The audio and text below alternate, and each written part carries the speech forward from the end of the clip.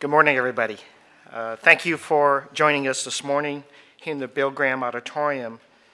And we're joined this morning by these gentlemen up here, but I want to especially thank our District Attorney, George Gascon, for joining us and for being part of this wonderful effort that we're announcing today with our technology community and certainly with the families of Sandy Hook. I'd like to thank the families who flew all the way here from Newtown, Connecticut, for joining us here today in San Francisco. And while you're far away from home, I hope you feel welcome in our city. As a father of two girls myself, I can't imagine the pain and grief that you have suffered these past 3 months, and I have profound respect for your courage and for your commitment to turning this grief into action. The tragic and horrifying events in Connecticut's Sandy Hook Elementary School touched every American.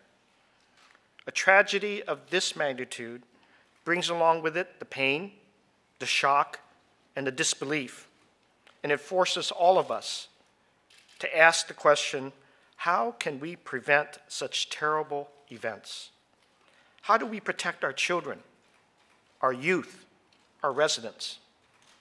For San Francisco, it is very important for us to continue to have an open dialogue regarding gun violence so that we can answer these questions ourselves.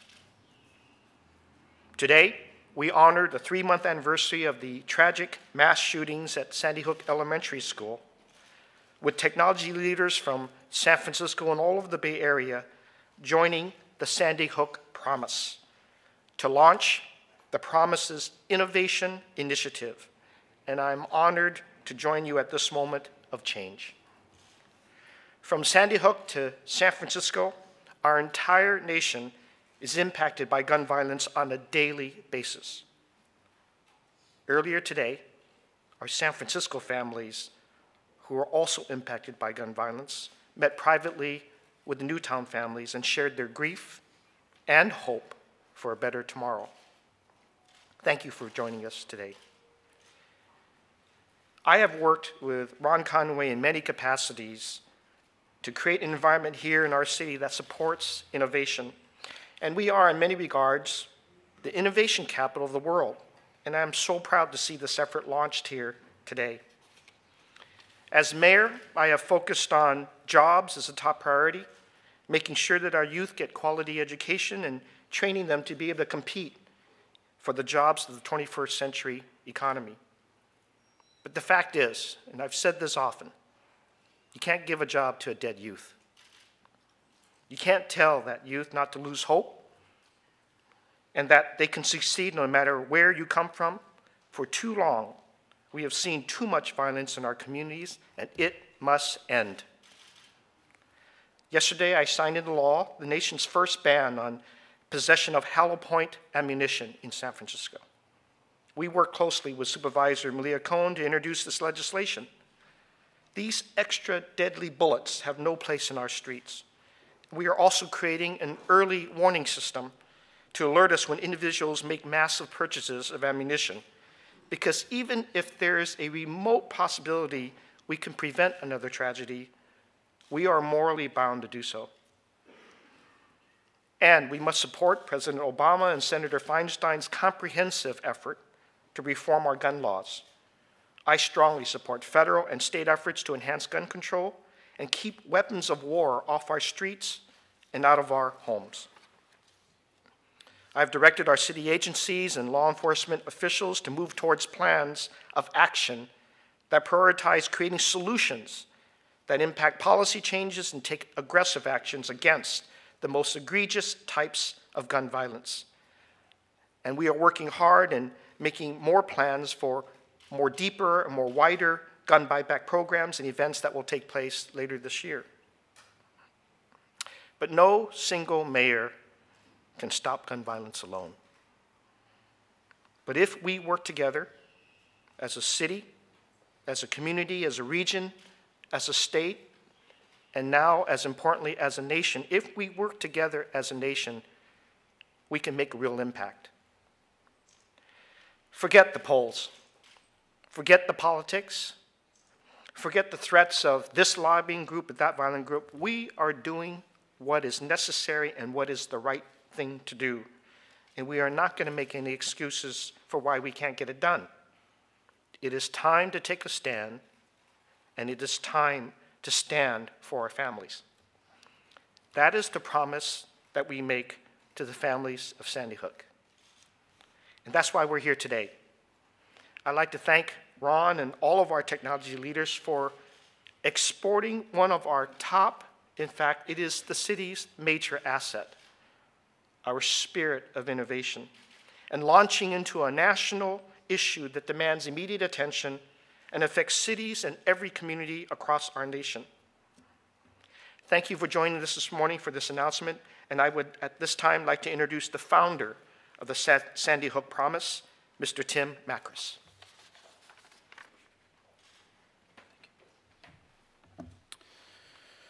Good morning. My name is, we had a little bit of a logistical change, and my name is Lee Shull. I am a co-founder of Sandy Hook Promise and a member of the group's core executive committee. Thank you, Mayor Lee, for taking the time out of your busy schedule to join us. And the mayor knows the primary responsibility of government is to keep its citizens safe. And thank you all for being here.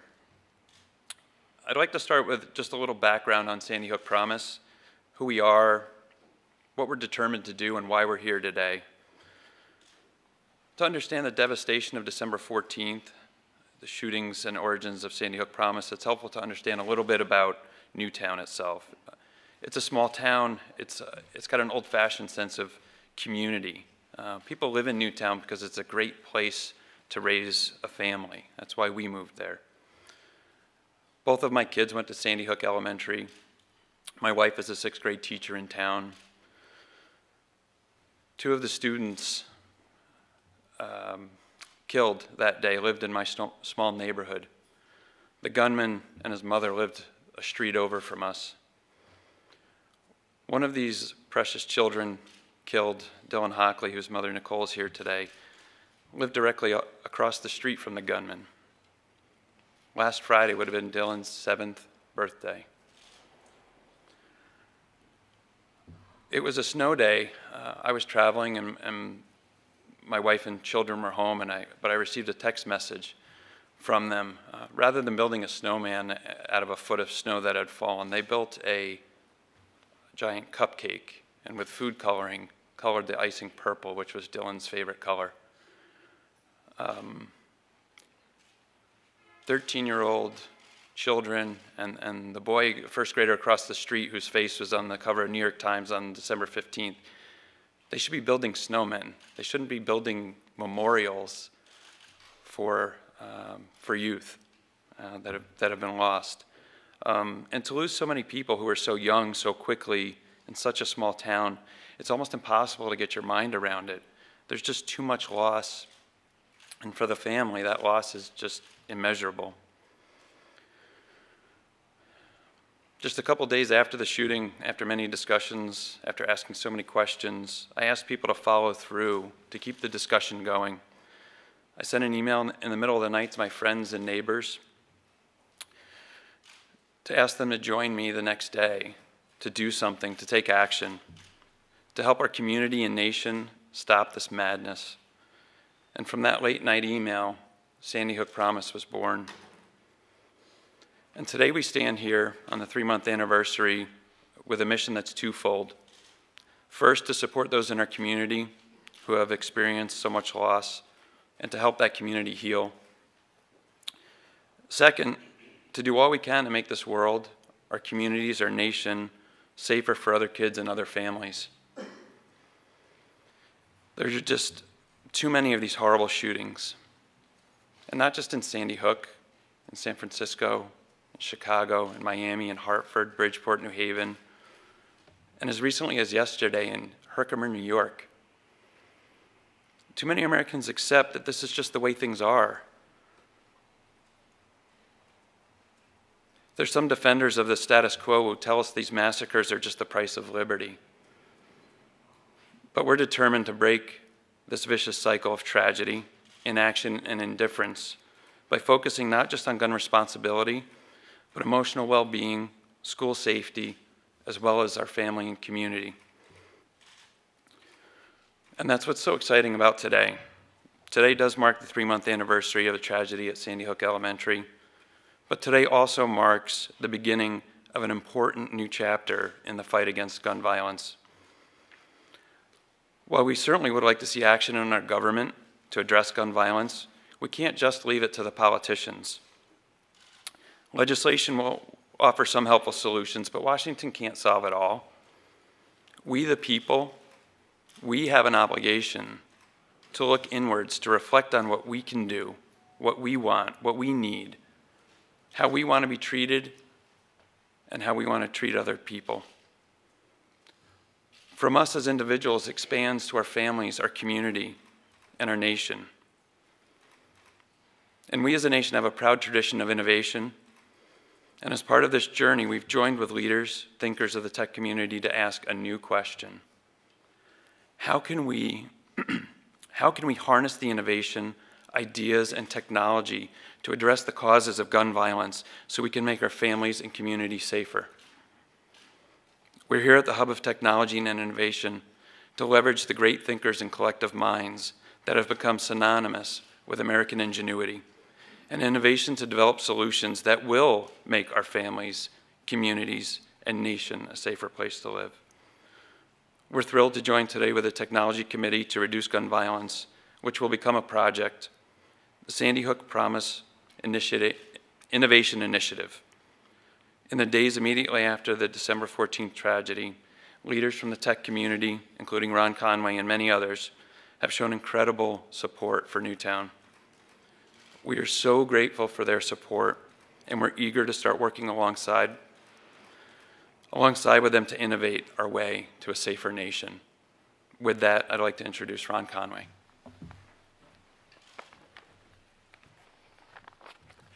Thank you. I want to first recognize the families in the front row.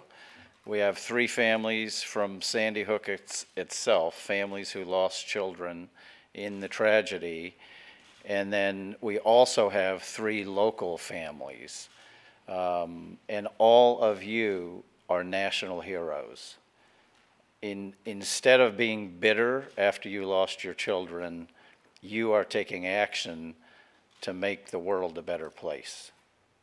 You are national heroes. I am new to this issue. I became friends with Gabby Giffords last year. My good friend Lorene Powell-Jobs introduced me to Gabby and Mark. We instantly became friends. My wife and I started doing work on Gabby and Mark's effort that was then the Institute for Civil Discourse, but has now converted to being more active on the violence issues in America. Because we're friends, I invited Mark and Gabby to our home for our holiday party, which coincidentally was on December 14th. When Gabby arrived at my home, and in my home that night were literally the leaders of all the great tech companies in the Bay Area. And we had our 2 great mayors, Willie Brown and Ed Lee.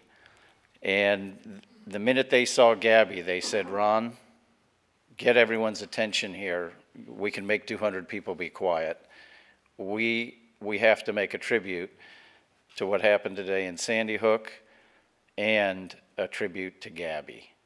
And during that tribute, which was palpable, I could tell that the tech community was going to do something, and we did. On December 15th, we started an ad hoc committee of tech volunteers, many of them luminaries in the industry, and we convened 3 subcommittees that went to work. And we had a defining conference call on December 17th, 72 hours after the tragedy. There were 150 people on that call. 50 of them gathered together in an office in San Francisco. And we took action. We resolved that we were going to do something. We convened into these subcommittees that very quickly rallied around the governor of Connecticut asked for a moment of silence on the 1-week anniversary of the tragedy. So we rallied around that and attracted hundreds of thousands of participants by signing a petition on causes that I launched. And then we also used some of our tactics from social media and blacked out over 2,000 websites for the moment of silence on the 1-week anniversary. We did not stop there. We teamed up with one of our good friends who gathered 3 million signatures on the Newtown sympathy card. So now we have a band of Americans of over 300 million people who agree that we must stop this violence.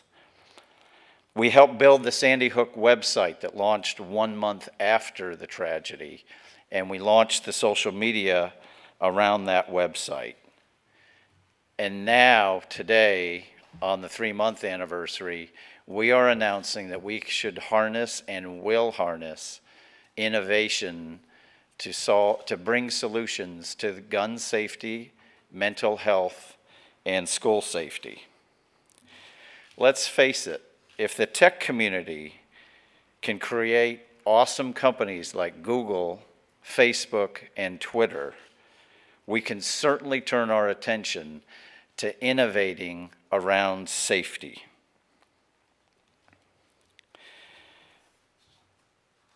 So we agree that legislative efforts are important, and we are pursuing that.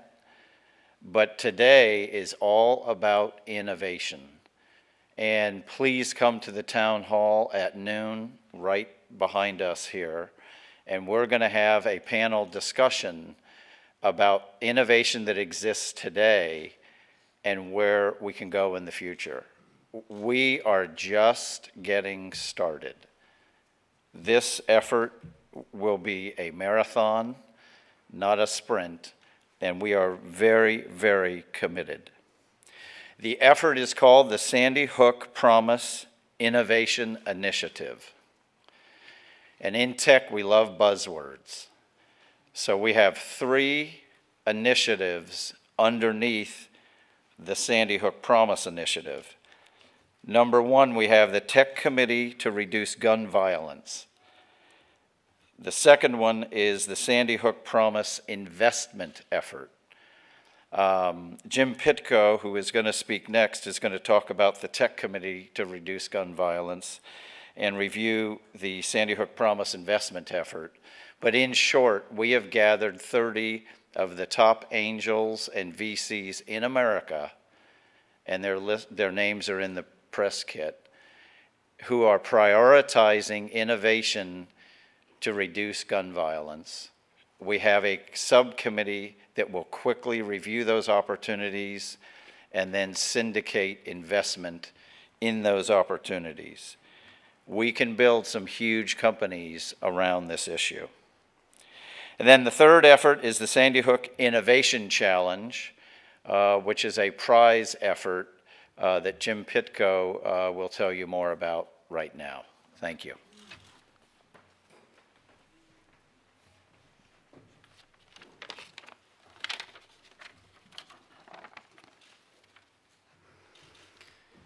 Thank you, and I want to thank the individuals and families from Sandy Hook Promise and from our local communities who came all the way here today to join us. I had a chance to meet with some of the families last evening and was deeply moved by their courage and commitment.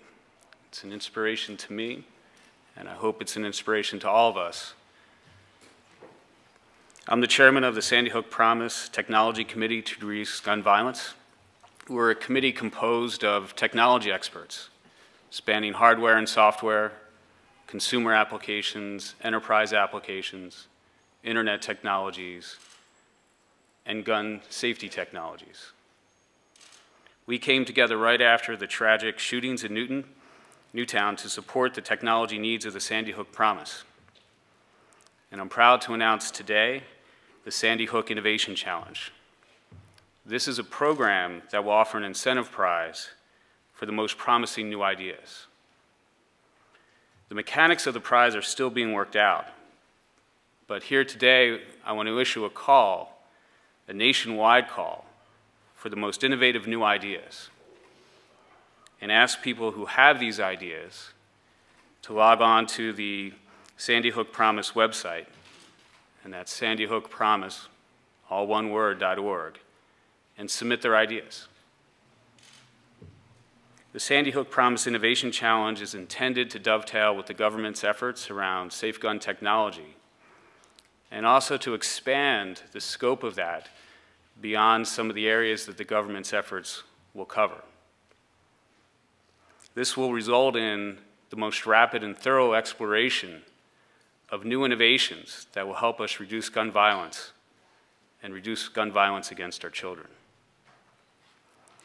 Later this afternoon, the Technology Committee will be meeting, and we will work on creating the structure and the process to ensure that all the innovative ideas that we receive are developed and funded at the highest levels possible. Technology has proven itself successful in addressing some of our society's greatest challenges. And so today, we call on all of us to turn our attention and our energy towards ending gun violence against our children. Thank you.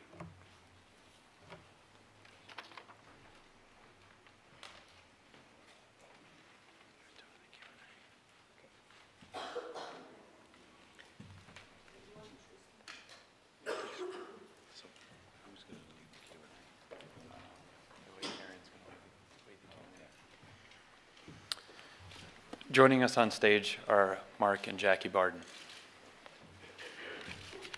The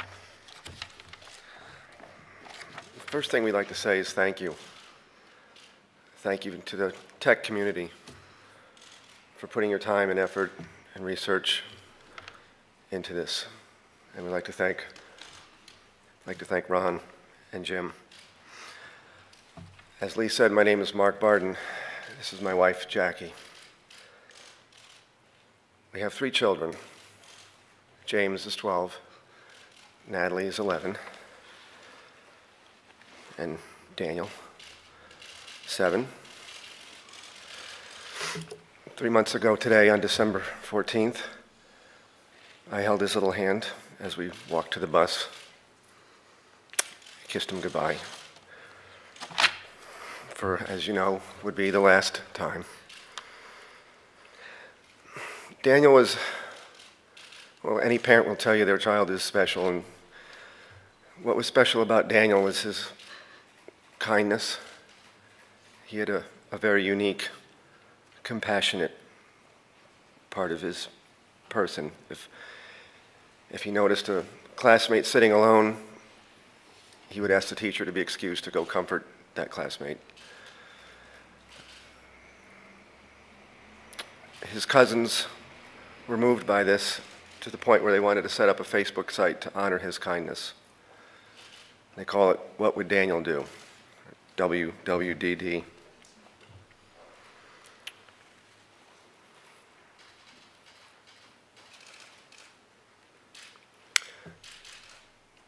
This tech effort that you guys are doing is something that Daniel would do. This is what Daniel would do. He would look into his heart and try to fix things.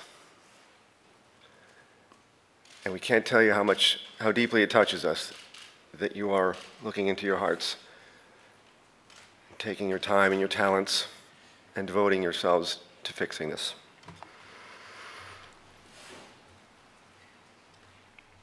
We know that there's no simple answer to this. But this is our mission.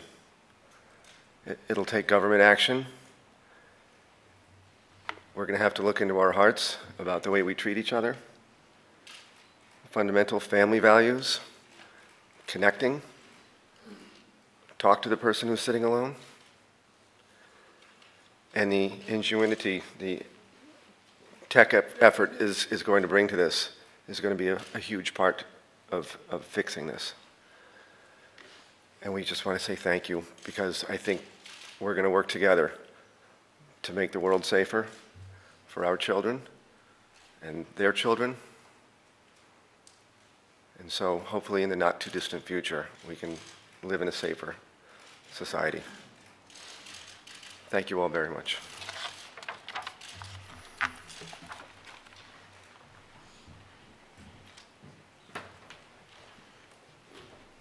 Nicole Hockley.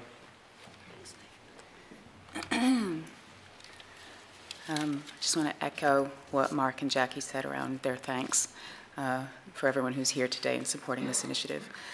My name's Nicole Hockley, and my husband and I have 2 sons at Sandy Hook Elementary School. Jake is in 3rd grade, and Dylan was in 1st. Last Friday would have been Dylan's 7th birthday. We were dreading Friday, his birthday, but thanks to our friends and wonderful community, it was changed from a day filled with pain and loss into one of beauty and positivity. It was a day filled with purple balloons and cupcakes and butterflies and smiles and laughter. It was a day Dylan would have loved. 3 months after his death, and I'm still in a state of shock. Though I know nothing will bring Dylan back, I'm determined to honor him and the others lost by dedicating myself to save other lives, by ensuring fewer people need to go through this and go through the pain that we're going through. Fewer parents, siblings, families, friends, and communities. We met this morning with families from the local area who have shared this experience and have lost children. And while it was very moving to see their inner strength and courage, the look of pain in their eyes has become all too familiar to me.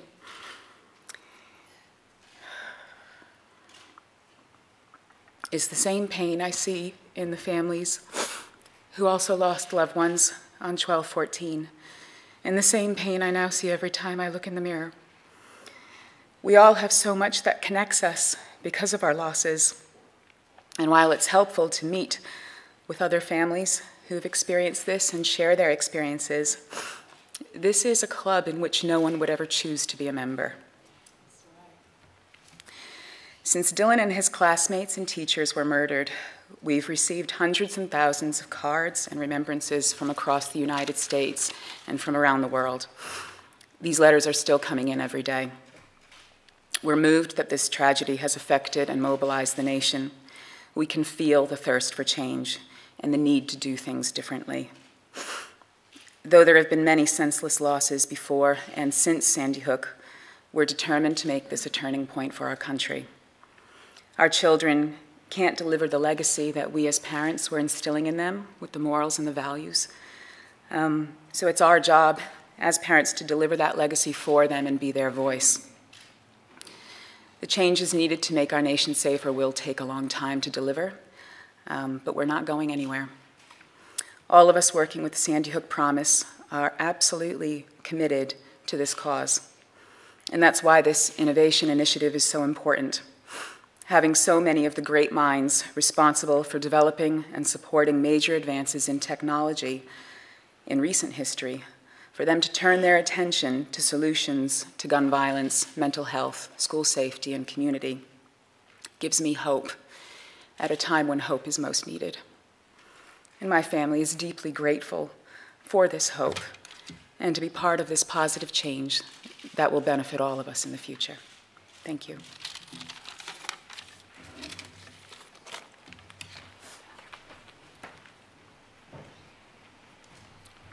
Jen Hensel and Jeremy Richmond.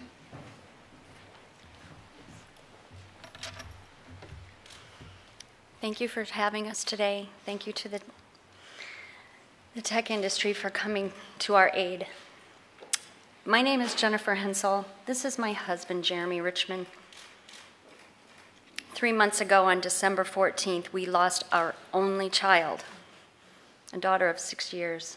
Avielle Rose Richmond at the Sandy Hook Elementary School shooting. On that day, a mentally unstable gunman changed our lives and the lives of more than 25 other families in one of the worst ways imaginable. We are devastated. In the wake of our grief and desperate to understand why someone would kill innocent children, why someone would kill my child, we started the Avielle Foundation. Jeremy and I are going to play to our strengths and answer the why. We are scientists and we see the world through an empirical lens. We established the Avielle Foundation to address the causes of violence through a focus on brain health. I want to start using this term brain health because mental health is intangible. It comes with some degree of trepidation and stigma. But we know there are real physical manifestations within the brain that can be imaged, measured, quantified, and understood. We can work with that, and then we can fix it. We know that people who commit these crimes are sick. It's not a coincidence that so many of these tragedies are perpetrated by young men, isolated from their communities, isolated from their support networks. They are alienated, disenfranchised, and obsessed. There is something that has gone wrong in these brains, but we don't know what that is yet. This is because we haven't paid enough attention, but more so because the brain is complex and difficult to study.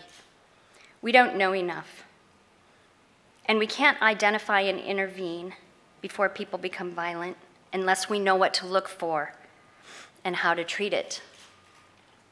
Here, innovation is critical.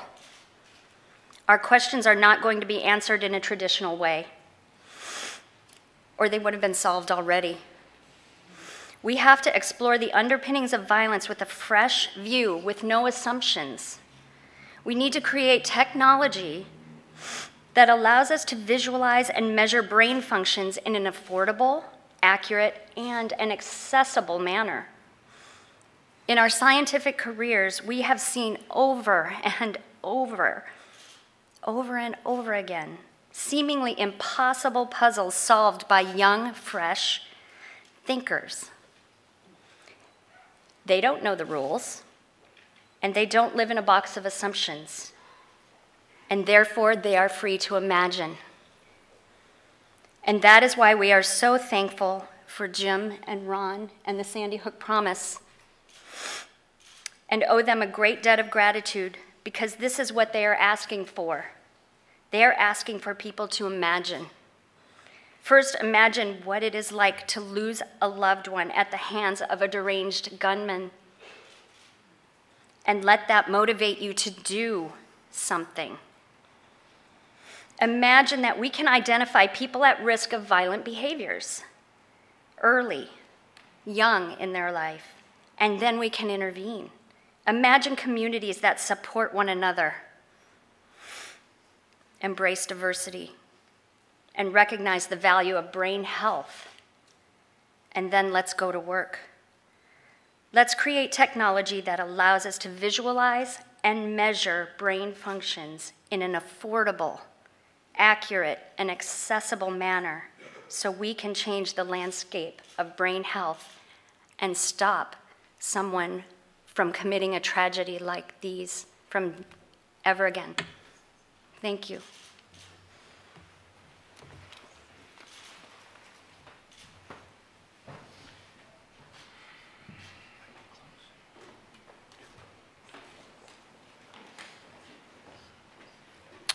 Tom Bittman.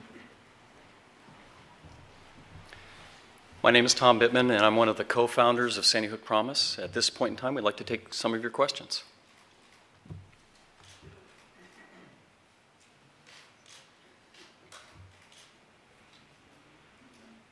It's far too easy. Any questions? Yes?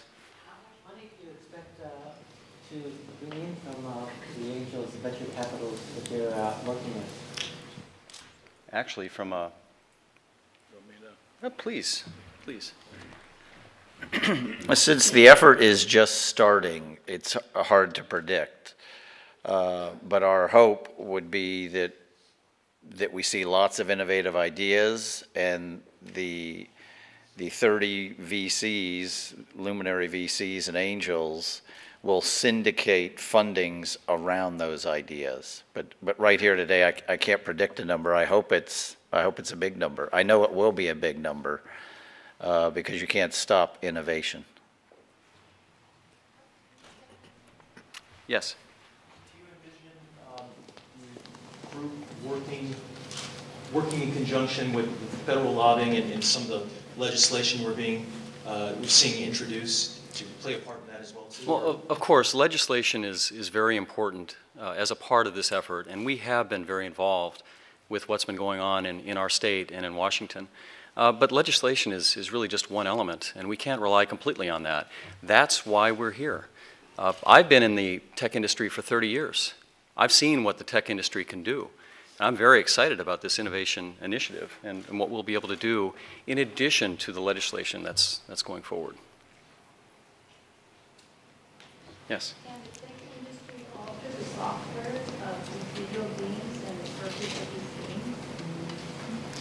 games? The question was, can the tech industry alter software and the gaming industry and so forth? I think that's something that we have to understand better as a society. And that's something that we need to be open to looking at, is how do things that are more cultural, such as video games, affect our society? Again, that might be something that won't be legislated, but it's something that we have to do, that we the people have to do, and have to look at as parents, for example. In many of these cases in California, there have been systems in place, mental health systems, legal system, where people have slipped through the cracks. What do you see? Where do you see this going in the technical world? What can be done to bolster those systems already in place? Well, I think what we need to understand, and one thing that we want to do is shine a spotlight on those cracks and on those gaps and on things that are slipping through. Identify those, and then we can look to solutions. And the solutions might be changes in legislation. It might be changes, scientific changes. It might be technology changes. So our main goal at this point is to say this is something that needs attention, it needs focus. Here it is. So where are the issues and what can we do to work on that together? And again, we're hoping that this innovation initiative, this isn't just about gun safety. This is about mental health. This is about other technologies that could help with school safety. So certainly we think it's broad enough to look at all of those. I know one of you said that this was a marathon and not a sprint, but do you have a time frame for maybe telling us publicly about your first really good idea? Are we talking about weeks or months, or is this going to be something that's going to go on for several years? Well, things are going to happen very soon. Things are going to happen very late. We're going to have efforts that evolve over time. From a marathon perspective, when you look at cultural change and you look at society change, that's generational.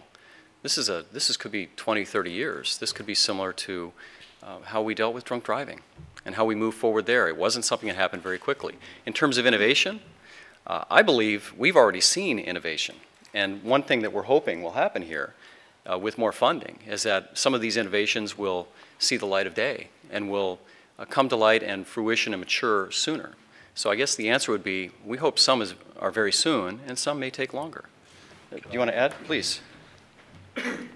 Companies already exist in this space, and we're going to talk to some of those companies at the town hall at noon. So it's early days, but this sector already has companies in it for gun safety and mental health and school safety. What we want to do is innovate more. So I would say in a year from now, we will be able to point to startups that started after today that are just starting to grow. I was an early investor in Google, Facebook, and Twitter. It takes 2 to 3 years before those companies reach scale, but a year from now, we will be able to point to the Googles, the Facebooks, and Twitters who are working in gun safety. This is a huge sector for innovation. Can I follow up with what you're still up there, Mr. Cohen? You were asked what sort of a budget this is. This story's going to play a lot better if you give us a low figure. You give us a range. I can just tell you this story's going to play better with the financial figure, Well, connected to it. I'm happy to give you an estimate. I'm hoping a year from now that the tech community has invested $15 million in brand new startups who are seeking innovation for the reduction of gun violence, mental health, and school safety. And companies already exist, and this would be seed funding probably in 15 to 20 companies. One of the problems in Congress is obviously there's a lack of unity around what needs to be done, particularly around the gun safety issue. Within your own group, within this group of 50 or 150, how are you handling those differences in opinions about what needs to be done? Could that derail this whole process, or is there a complete unity? Take that one if you want. In this community? In the tech community? Yeah. Are you asking about the tech community? Oh, okay. Sure. Yep. Part of the beauty of innovation is it's nonpartisan. And part of the other beauty of innovation is the best solutions prevail. And so when we strip away points of view and focus in on what technologies will actually work, we shift the equation from rhetoric to pragmatics. Which products can we get to be field tested? Which smart gun technologies will pass government lab testing? Right now, if you wanted to buy a smart gun, you'd have a very difficult time doing it. What we can do in technology is advance the state such that you have that option. And so we're really careful to make sure that we focus in on innovation and use a tried and true tested process in Silicon Valley and let the best ideas be the ones that are commercially viable. Could you give us some ideas, some of those ideas that are exciting you right now, and basically explain? Sure. The field of smart gun technology is an interesting field. It spans academic research, commercial research. A lot of the federal funding for smart gun technology in the US stopped in the late 90s.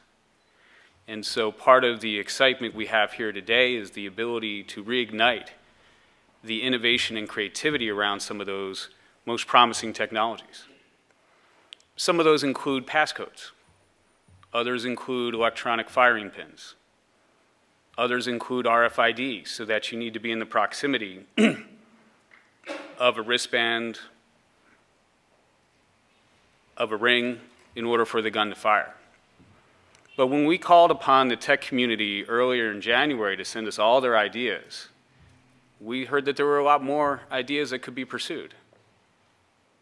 Those include GPS, having software systems on the guns, and a bunch of ideas that may seem crazy today. But through the innovative process, we can see which ones are actually viable. For safe schools, a lot of them have centralized PA systems. We have push-to-talk systems today, such that there doesn't need to be a centralized point for emergency response. And these are just some of the ideas that we've already heard. And today, through our nationwide call, we hope to hear even more ideas and then see which ones are the most promising.